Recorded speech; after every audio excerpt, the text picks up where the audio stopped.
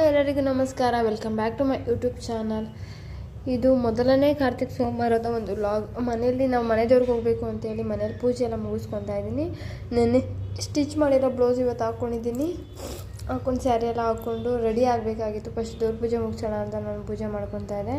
ಅಕ್ಕೋರಿಗೆಲ್ಲ ಹೇಳಿದ್ವಿ ನಾವು 8 ಗಂಟೆಗೆ ಹೊರಡೋಣ ಅಂತ ಹೇಳ್ಬಿಟ್ಟು, ಬಟ್ ನಮ್ಮದೇ ಲೇಟ್ ಆಯಿತು. ಮನೇಲಿ ಸ್ವಲ್ಪ ಕೆಲಸ ಆಯಿತು, ಗಾಡಿ ಎಲ್ಲ ತೊಳಿಬೇಕಾಗಿತ್ತು, ಗಾಡಿ ಪೂಜೆ ಮಾಡಿಸ್ಬೇಕಾಗಿತ್ತು ಅಂತೇಳಿ ತುಂಬ ಲೇಟ್ ಆಯಿತು. ಅವರೆಲ್ಲ ಬಂದಿದ್ದರು ನಮ್ಮ ಮನೆಗೆ. ನೆಕ್ಸ್ಟಲ್ಲಿ ನಾನು ಪೂಜೆ ಎಲ್ಲ ಮುಗಿಸ್ಕೊಂಡು ಆಮೇಲೆ ರೆಡಿಯಾಗಿ ಓಡೋಷ್ಟರಲ್ಲಿ ಆಲ್ರೆಡಿ 9:30 ಆಗಿಬಿಟ್ಟಿತ್ತು ಅನಿಸುತ್ತೆ.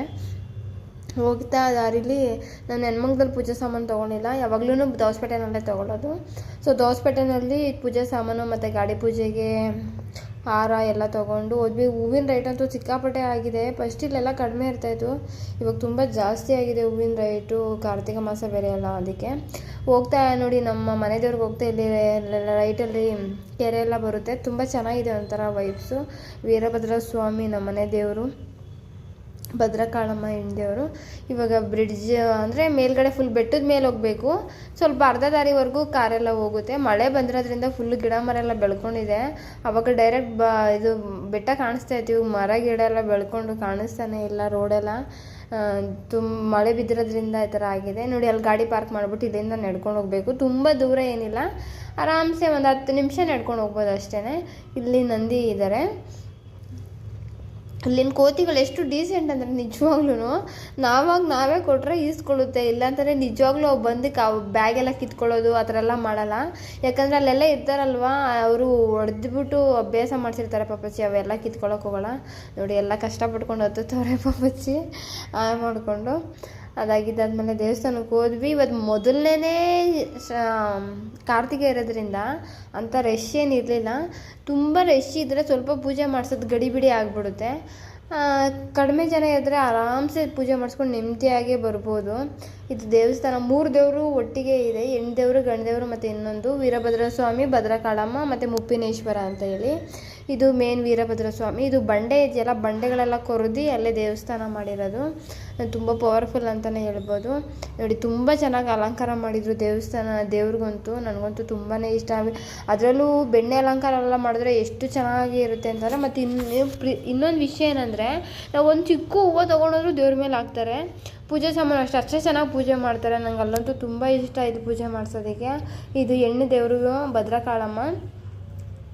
3 ಕಡೆಯೂ ಅಷ್ಟೇ ತುಂಬ ಚೆನ್ನಾಗಿ ಪೂಜೆ ಮಾಡಿಕೊಡ್ತಾರೆ. ನನಗಂತೂ ಅದು ತುಂಬ ಇಷ್ಟ. ನಾನು ಅದನ್ನೇ ಹೇಳ್ತಾ ಇರ್ತೀನಿ ಯಾವಾಗಲೂ. ಮತ್ತು ಇದು ಏನಂತಂದರೆ, ಇದು ಕಾರ್ತಿಕ ಮಾಸ ಇರೋದ್ರಿಂದ ನಂದಿ ಮುಂದೆ 365 ಬತ್ತಿಗಳನ್ನ ದೀಪ ಹಚ್ಚಬೇಕು. ನಾವೇನಾದ್ರು ಸಂಕಲ್ಪ ಮಾಡಿಕೊಂಡು ಹಚ್ಚಿದ್ರೆ ಅದು ತುಂಬ ಒಳ್ಳೆಯದಾಗುತ್ತೆ ಅಂತ ಕೇಳಿದೆ. ಸೊ ಅದಕ್ಕೆ ದೇವಸ್ಥಾನಕ್ಕೆ ಹೋಗ್ತೀನವಲ್ಲ, ಲಾಸ್ಟ್ ಟೈಮು ಇಲ್ಲೇ ಹಚ್ಚಿದ್ದೆ ನಾನು. ಮತ್ತು ಮನೆಯಲ್ಲೂ ಹಚ್ಚಿದ್ದೀನಿ. ಯಾವ್ದಾದ್ರು ಒಂದು 4 ಕಾರ್ತಿಕ ಮಾಸದಲ್ಲಿ ಒಂದು ದಿನ ಹಚ್ಕೊತೀನಿ. ಇವಾಗ ನಂದಿ ಮುಂದೆ ಬೆಳಕಿದೆ ನಾನು. ಸೊ ಇವಾಗ ಅದಾದಮೇಲೆ ಎಲ್ಲ ಮುಗೀತು ಪೂಜೆ ಎಲ್ಲ. ಕಾರ್ ಪೂಜೆ ಮಾಡಿಸೋಣ ಅಂತೇಳಿ ಬಂದ್ವಿ. ಎಷ್ಟೇ ಲೇಟಾಗಿರು, ಎಷ್ಟೇ ಜನ ಇದ್ದರು, ಬಿಸಿಲು ಮಳೆ ಇದ್ರೂ ಅಷ್ಟೇ, ನಾವು ಪ್ರತಿ ಸಲ ಹೋದಾಗೆಲ್ಲ ಗಾಡಿ ಪೂಜೆ ಮಾಡಿಸ್ಕೊಂಡೇ ಬರೋದು. ಅವ್ರುಗಳು ಅಷ್ಟೇ ಪಾಪ ಚೆನ್ನಾಗಿ ಪೂಜೆ ಮಾಡಿಕೊಡ್ತಾರೆ. ಈ ಗಡಿಬಿಡಿ ಅಂತೆಲ್ಲ ಏನಿಲ್ಲ, ಎಷ್ಟೇ ಬಿಸಿಲಿದ್ರು ಆರಾಮಾಗಿ ಪೂಜೆ ಮಾಡಿಕೊಡ್ತಾರೆ. ನಾವು ಯಾವ್ದು ಗಾಡಿ ತೊಗೊಂಡ್ರು ಪೂಜೆ ಮಾಡಿಸ್ರೇ ಒಂಥರ ನೆಮ್ಮದಿ. ಮನೆ ದೇವ್ರ ಅನುಗ್ರಹ ಇದ್ದರೆ ಎಲ್ಲನೂ ಆಗೋದು. ಹೇಳಬೇಕು ಅಂತಂದರೆ ಒಂಥರ ಸೇಫ್ ಫೀಲಿಂಗ್ ಅನ್ನೋದಿರುತ್ತೆ. ಸೊ ಪೂಜೆ ಎಲ್ಲ ಮುಗೀತು. ಅದಾಗಿದ್ದಾದಮೇಲೆ ಸ್ವಲ್ಪ ಫೋಟೋಸ್ಗಳೆಲ್ಲ ತೊಗೊಂಡು ನಾವು ಅಲ್ಲಿ ಇದು ಪ್ರಸಾದ ಇತ್ತು, ಪಾಯಸ ಮತ್ತು ಅನ್ನ ಸಾಂಬಾರೆಲ್ಲ ಮಾಡಿದರು. ದೇವಸ್ಥಾನ ಪ್ರಸಾದ ಅಂದ್ರೇ ಒಂಥರ ಇಷ್ಟ. ಅಲ್ಲಿ ಏನೂ ಹಾಕಿರಲ್ಲ ಅಂದ್ರೂ ಎಷ್ಟು ರುಚಿಯಾಗಿರುತ್ತೆ. ಮತ್ತು ಇನ್ನೊಂದು ಏನಂತಂದರೆ 365 ದಿನವೂ ಅಲ್ಲಿ ಪ್ರಸಾದ ಸಿಗುತ್ತೆ, ಊಟ ಇರುತ್ತೆ. ಹೋದವ್ರು ಯಾರೂ ಖಾಲಿ ಹೋಟೆಲ್ ಬರಬಾರ್ದು ಅಂತ. ಇಲ್ಲಿ ಕೆರೆಯಲ್ಲಿ ಏನಂತಂದರೆ, ನಾವು ಯಂತ್ರ ಎಲ್ಲ ಕಟ್ಟಿಸ್ಕೊಂಡಿದ್ವಲ್ಲ, ಬರಬೇಕಾದ್ರೆ ಹಾಕ್ಬಿಟ್ಟು ಬಂದ್ವಿ ನೀರಲ್ಲಿ ಹಳೆ ಯಂತ್ರಗಳನ್ನ. ಅದಾಗಿದ್ದಾದ್ಮೇಲೆ ನಾವು ಬಂದಿದ್ದು ನೆಕ್ಸ್ಟ್ ಎಲ್ಲಿ ಅಂತಂದರೆ, ಗೊರವನಹಳ್ಳಿ ಅಮ್ಮನವರ ಸನ್ನಿಧಾನಕ್ಕೆ ಬಂದಿದ್ದು. ಅಮ್ಮನವ್ರ ದರ್ಶನ ಮಾಡ್ಕೊಂಡು ಹೋಗೋಣ ಅಂತೇಳಿ. ನಮ್ಮ ಅಕ್ಕ ತುಂಬ ದಿನದಿಂದ ಹೇಳ್ತಾ ಇದ್ದು ಹೋಗೋಣ ಅಂತೇಳಿ. ಇಲ್ಲೂ ತುಂಬ ರಶ್ ಅಂತ ಏನಿಲ್ಲ, ತುಂಬ ಕಡಿಮೆ ಜನ ಇದ್ದರು. ಚೆನ್ನಾಗೇ ದರ್ಶನ ಆಯಿತು. ಮಾತ್ರ ಎಷ್ಟು ಚೆನ್ನಾಗಿ ಅಲಂಕಾರ ಮಾಡಿದರು ಅಮ್ಮನವ್ರಿಗೆ. ಅದಾಗಿದ್ದಾದ್ಮೇಲೆ ಇದು ನೋಡಿದೆ ನಾನು, ಕೃಷ್ಣಿಂದು ಎಷ್ಟು ಚೆನ್ನಾಗಿದೆ ತೊಗೊಳ್ಳೋಣ ಅಂತ ಕೇಳಿದ್ರೆ ಸಿಕ್ಕಾಪಟ್ಟೆ ರೈಟ್ ಹೇಳ್ತಾರೆ. ಮತ್ತು ಇನ್ನೊಂದೇನೆಂದರೆ, ಇಲ್ಲಿ ಊಟದ ವ್ಯವಸ್ಥೆ ಅಂತೂ ಸೀರಿಯಸ್ಲಿ ನಿಜವಾಗ್ಲೂ ನಾನು ಯಾವ ದೇವಸ್ಥಾನದಲ್ಲೂ ನೋಡಿಲ್ಲ ಇಷ್ಟು ಚೆನ್ನಾಗಿ.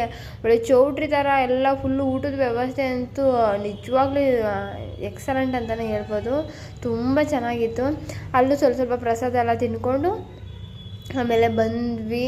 ಇಲ್ಲಿನ ವೆದರ್ ಅಂತೂ ನಿಜ, ಬೆಟ್ಟ ಗುಡ್ಡ ಎಲ್ಲ, ಹೊಲಗಳು ಎಲ್ಲ ಒಂಥರ ನಿಜ. ಈ ಥರ ಅದೆಲ್ಲ ನೋಡ್ತಾ ಇರೋಣ ಮರ್ತೋಗ್ಬಿಡುತ್ತೆ. ಆಮೇಲೆ ಒಂದು ಕಡೆ ನನ್ನ ಫೇವ್ರೇಟ್ ಸೀತಾಫಲ ಎಲ್ಲ ಇತ್ತು ಅಂತೇಳಿ ಕೊಡಿಸು ಅಂತ ಹೇಳ್ಬಿಟ್ಟು ನಿಲ್ಲಿಸ್ಕೊಂಡು ಅದೆಲ್ಲ ತೊಗೊಂಡು ಕಬ್ಬಿನ ಜ್ಯೂಸ್ ಕುಡ್ಕೊಂಡು ಮನೆಗೆ ಬಂದ್ವಿ. ಮನೆಗೆ ಬರೋಲ್ಲ ಆಲ್ರೆಡಿ 6:30 ಆಗಿತ್ತು. ಪೂಜೆ ಮುಗಿಸಿ ಬೇಗನೆ ಅಡುಗೆ ಮಾಡಿದ್ವಿ.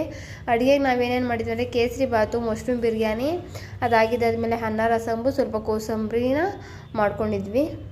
ಆಮೇಲೆ ವೆಜಿಟೇಬಲ್ ಪಲ್ಯ ಇದೊಂದು ಮಾಡ್ಕೊಂಡಿದ್ವಿ. ನಾವು ಅಂದ್ಕೊಂಡಿದ್ದೆ ಏನಂದರೆ 4 ಕಾರ್ತಿಕ ಮಾಸದಲ್ಲಿ 1 ಕಾರ್ತಿಕ ಯಾವಾಗಲಾದ್ರೂ ಎಲ್ಲರನ್ನೂ ಕರೆದ್ಬಿಟ್ಟು ಊಟ ಹಾಕೋಣ ಅಂತ ಅಂದ್ಕೊಂಡಿದ್ವಿ ನಾನು ಹಸ್ಬೆಂಡು. ಬಟ್ ಇದೇ ವಾರನೇ ಎಲ್ಲನೂ ಮುಗೀತು. ಅಕ್ಕೋರೆಲ್ಲ ಇರೋದ್ರಿಂದ ತುಂಬ ಬೇಗನೆ ಅಡುಗೆ ಮುಗೀತು ನಮಗೆ. ನಾವು 8 ಗಂಟೆಗೆಲ್ಲ ಸ್ಟಾರ್ಟ್ ಮಾಡಿದ್ವಿ. ಪೂಜೆ ಎಲ್ಲ ಮುಗಿಸಿ 8 ಗಂಟೆಗೆ ಸ್ಟಾರ್ಟ್ ಮಾಡಿದ್ರೆ 9:30ಗೆಲ್ಲ ಅಡುಗೆನೇ ಆಗೋಯಿತು, ಬೇಗನೆ ಆಯಿತು. ಆಮೇಲೆ ಊಟ ಎಲ್ಲ ಮುಗಿಸಿ ಎಲ್ಲರೂ ಅಂದರೆ ಮಕ್ಕಳಿಗೆಲ್ಲ ಸ್ಕೂಲ್ ರಜೆ ಹಾಕ್ಸಿದ್ರಲ್ಲ, ಹೋಗಬೇಕು ಅಂತ ಹೇಳ್ಬಿಟ್ಟು ನೈಟ್ ಯಾರೂ ಸ್ಟೇ ಮಾಡಿಲ್ಲ, ಮನೆಗೆ ಹೋದರು. ವಿಡಿಯೋ ಇಷ್ಟ ಆದರೆ ಲೈಕ್ ಮಾಡಿ, ನನ್ನ ಚಾನಲ್ ಸಬ್ಸ್ಕ್ರೈಬ್ ಮಾಡಿ.